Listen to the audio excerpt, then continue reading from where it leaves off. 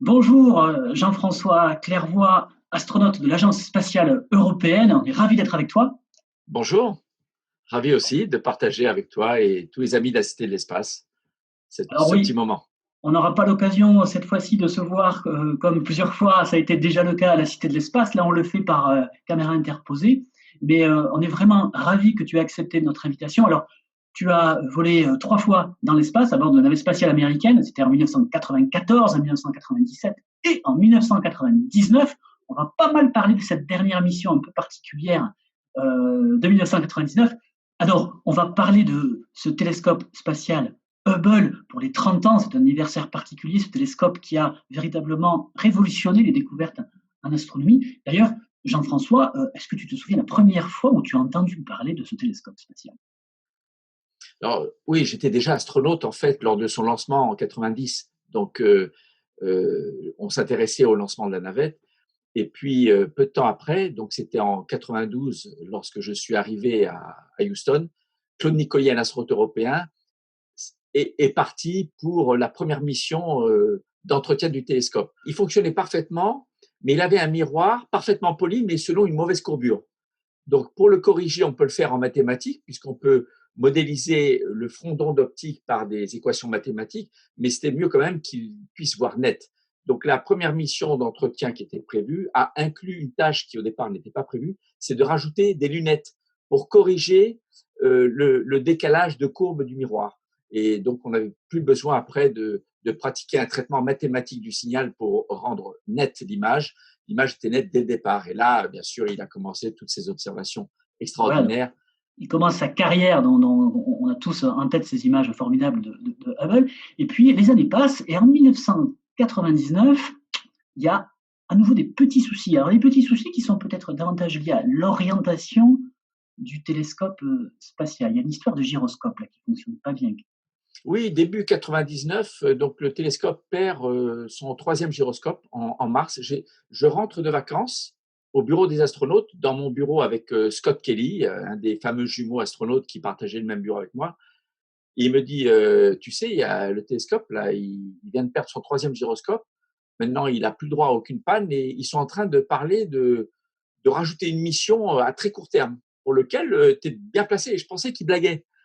Et le lendemain, nous sommes tous les deux convoqués dans le bureau des chefs des astronautes qui nous dit on a besoin de vous. Et Jean-François, en fait, voilà, on n'a que 6 mois d'entraînement pour un équipage de conduite de la navette au lieu des 1 an habituels. On veut des personnes très performantes sur le pilotage du bras robotique parce qu'il est probable qu'on ait besoin de capturer le télescope dans une orientation totalement inusuelle et user non-friendly. Ça veut dire le télescope non coopératif. Donc j'étais assez fier de voir qu'on reconnaissait mes talents de pilote de ce bras robotique et on a démarré l'entraînement direct fin mars et je n'ai eu qu'1 jour de congé jusqu'au moment du décollage. Alors, l'idée de la NASA, c'était avant un nouveau gyroscope tombe en panne, il fallait tout de suite les remplacer parce que si un gyroscope supplémentaire tombait en panne, le télescope devenait inutilisable pour la science.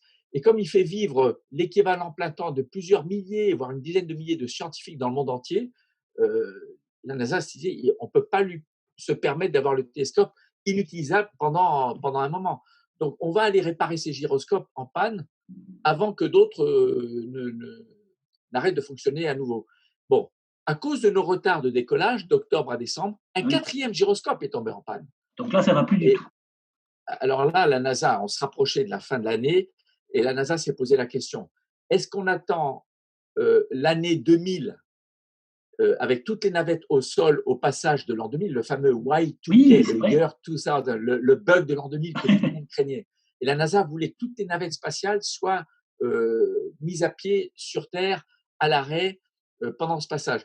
Et finalement, on s'est dit, on ne peut pas se permettre d'attendre trop longtemps, donc on a quand même lancé en prévoyant le retour tout juste avant la fin de l'année 99.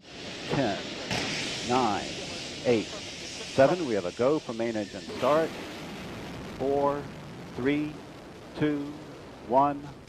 We have booster ignition and liftoff of the Space Shuttle Discovery on a mission to repair the Hubble Space Telescope as we venture into the 21st century. Est-ce que du coup, face à quelque chose qui n'était pas ce qui devait être, qui n'était pas prévu, est-ce que tu as dû du coup inventer des choses? Est-ce que tu as réellement dû improviser des mouvements auxquels tu n'étais pas préparé?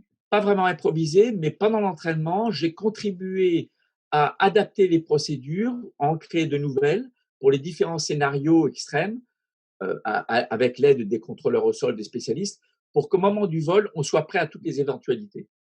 Et c'est vrai que arrivé en orbite, le télescope, au lieu d'être à l'endroit, d'abord, il était totalement à l'envers, en tournant légèrement sur lui-même. On continue. Et le pilote, qui était perfectionniste, il voulait arrêter la navette parfaitement immobile par rapport au télescope. Mais la résolution des mouvements de la navette n'était pas suffisante. Donc, à un moment donné, je lui disais, Kurt, laisse-moi faire. I have it, let me do it. Parce que il faut surtout pas que je pilote pendant que lui pilote. C'est soit il pilote la navette, soit il la pilote pas et je pilote le bras. Et je compense les mouvements relatifs de la navette qui s'éloigne, par exemple. Et là, je lui dis, écoute, laisse-le moi, je suis prêt. Donc, il m'a laissé et je me sentais vraiment chez moi. Le bras robotique était devenu comme un troisième bras de mon corps humain. Donc, c'était une extension de moi-même et j'avais pas à réfléchir pour capturer le télescope et ça s'est très bien passé. Il y a des points d'attache et qui ont une cible, une mire qui permet à la caméra qui est au bout du bras. Imaginez le bras robotique comme un bras humain, une épaule, un coude, un poignet. Sur le poignet, il y a une caméra. Et cette caméra me permet de m'aligner sur la mire en même temps que le télescope tourne, tout en avançant. Parce que si la caméra est bien alignée sur la mire, ça veut dire qu'en dessous, les mécanismes du télescope et du bras sont bien alignés entre eux pour qu'il y ait prise mécanique. Voilà. Une fois capturé, mon job était de le remettre à l'endroit et de le fixer dans un berceau. Voilà la navette spatiale. Les portes de la soute étaient ouvertes, s'ouvraient et il y avait au milieu de la soute un berceau, une sorte d'anneau avec des mécanismes qui permettaient d'attraper le télescope sur son culot. Je l'ai installé sur son berceau. Je suis allé chercher un cale-pied avec le bras robotique que j'ai amené devant le sas et les collègues, à partir dès le lendemain, qui ouvraient le sas, il y en avait un des deux en scaphandre, ils voient le cale-pied comme le perron d'une maison, je veux dire, comme si on chaussait des skis en fait. Il se met les pieds dedans et pendant 8 à 9 heures d'affilée, je suis son chauffeur privé. Ah oui, Billy Bob, c'était mon surnom. Billy Bob, amène-moi vers la baie numéro 9. Vous voyez, le télescope est composé de plusieurs baies électroniques, des baies optiques, etc. Et donc, amène-moi vers la baie numéro 9, etc. Amène-moi vers tel endroit. Et alors, ce que j'avais obtenu exceptionnellement du directeur de vol, qui avait acquis une grande confiance en moi et qui s'est fait que dans mon vol, c'est que je pouvais piloter le bras robotique en mode vitesse grossière, c'est-à-dire vitesse rapide. Parce qu'il y a 2 gammes de vitesses pour piloter le bras robotique. Il y a les vitesses très fines et les vitesses très grandes, les grandes vitesses. Quand on est en vitesse fine, quand le manche de pilotage est défléchi en butée, ça reste des mouvements très très lents. Quand on est en butée, en mode rapide, c'est plusieurs centimètres, c'est 10 centimètres par seconde, quoi, c'est rapide. Et normalement, on n'a pas le droit d'être en mode rapide à moins de 3 mètres de toute structure avec le bras robotique. C'est une règle de vol. Et il m'a permis de vivre, de faire toutes les fonctions de capture, de déplacement de mes collègues en mode rapide. Et ça nous a permis de réussir le job puisqu'on a battu tous les records de sortie dans l'espace. Les trois sorties ont duré plus de 8 heures. Et à cette époque, c'était les records absolus de durée de sortie dans l'espace. Si je n'avais pas eu droit au mode rapide, eh bien, on n'aurait pas pu réaliser toutes les tâches et peut-être que le télescope serait mort aujourd'hui. Et je m'étais dicté à moi-même des règles de discipline, par exemple, ne jamais toucher la moindre structure. Donc, c'était mon obsession, surtout que j'étais en mode de pilotage rapide, comme je disais, ne jamais donner un début de mouvement qui ne soit pas exactement celui que m'a demandé mon collègue. Parce que quand le collègue, il me regarde de face, légèrement en biais, et qu'il me demande déplace-moi de 2 pouces sur ma gauche, sa gauche à lui, c'est pas ma gauche à moi. Donc, il faut que je fasse des changements de repères dans ma tête.